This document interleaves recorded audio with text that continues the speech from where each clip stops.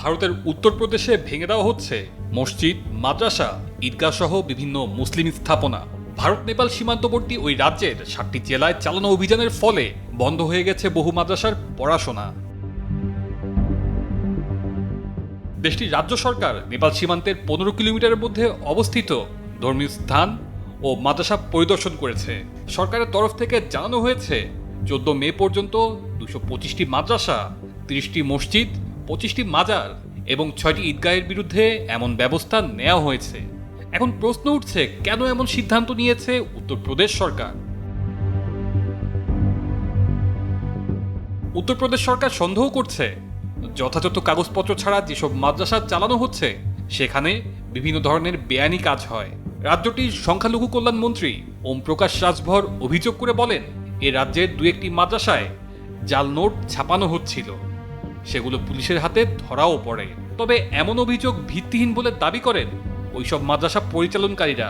তাদের ভাষ্য, এসব এলাকায় সংখ্যালঘু জনগোষ্ঠীর সংখ্যা মোটামুটি, তবে দারিদ্রতা খুবই বেশি। মাদ্রাসায় বিনামূল্যে শিক্ষা দেওয়া হয় যাতে সবাই পড়ালেখা করতে পারে, কিন্তু সরকারের উদ্দেশ্য ভিন্ন। অন্যদিকে সমাজবাদী পার্টির অভিযোগ, শুধু রাজনৈতিক কারণে সংখ্যালঘুদের নিশানা করছে সরকার। দলটি জানায়, যেখানে বিজেপি সরকার রয়েছে সেখানেই সংখ্যালঘু এবং তাদের প্রতিষ্ঠানগুলোকে নিশানা করা হচ্ছে এবং এটি সংবিধানের লঙ্ঘন।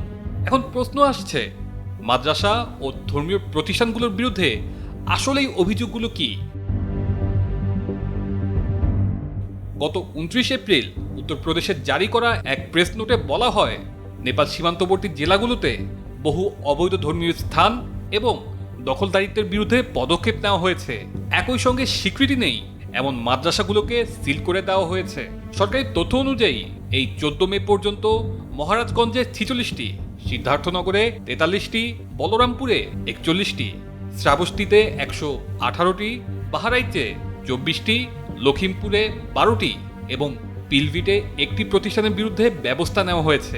নীতি কমিশনের রিপোর্ট বলছে, এই অঞ্চল ভারতের পিছিয়ে পড়া অঞ্চলগুলোর মধ্যে একটি।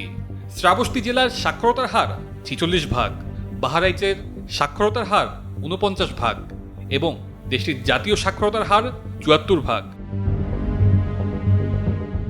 সরকারি তথ্য মতে 2022 সালে দেশটির রাজ্য সরকার মাদ্রাসা নিয়ে একটি সমীক্ষা চালায়।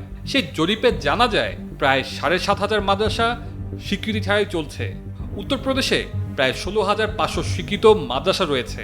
এখানে প্রায় 20 লাখ শিক্ষার্থী লেখাপড়া করে। সরকারি অনুদান পায় এমন মাদ্রাসা সংখ্যা 560টি। সব আলোচনা ছাপিয়ে এখন দেখার বিষয়, ধর্মীয় প্রতিষ্ঠানের উপর এমন সিদ্ধান্তে ভারত সরকার শেষ পর্যন্ত কি ব্যবস্থা নেয়। তানজিলুর রহমান তুষার, বৈশাখী সংবাদ।